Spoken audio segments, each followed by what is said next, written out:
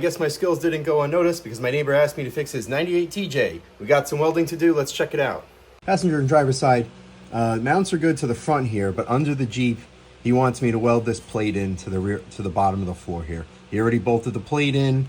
I don't know where he got it from, but anyways, let's get to it. We're gonna scribe a line here and along the side to get all this stuff out of the way and get it to bare metal, and then that way we can go ahead and weld it in.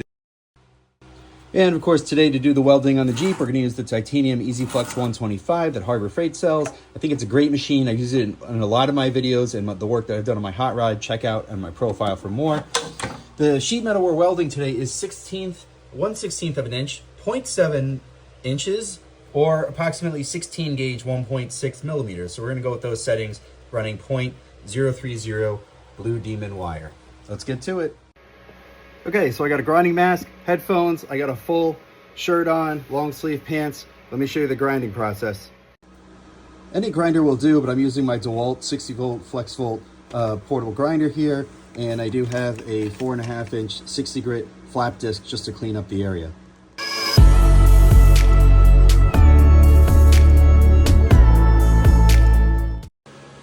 Okay, I wanted to take a quick break from welding to show you what I'm dealing with here. All in there is rotted, that whole piece. So can't weld to it.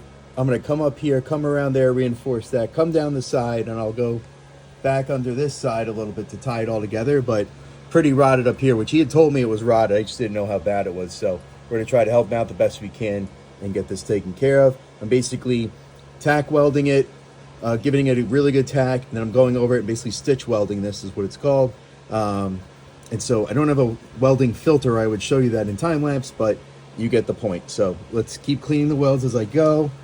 Got my little wire brush here to clean the welds as I go, keep it clean. I got anti-spatter spray, and that's making quick work of this. Okay, and for all the haters, there's the close-up of the welds. Okay, I keep cleaning them. I know they're not perfect. I am not a certified welder, but I get good penetration. That's what she said. Let's keep going.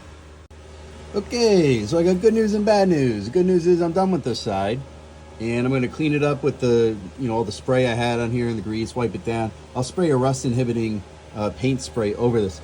The bad news is this rod over here, if you can see that, pretty bad, and it goes pretty far up. So I asked, the owner, my neighbor, what he wants to do. He said just leave it, but we do have good penetration on the, you can see the back and along the side here and along the front. So I think, that should be good enough for now.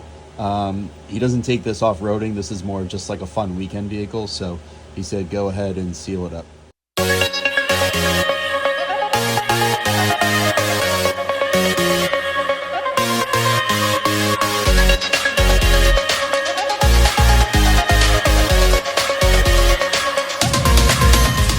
Okay, passenger and driver side are done. Let me know if you have any questions on this 98 TJ.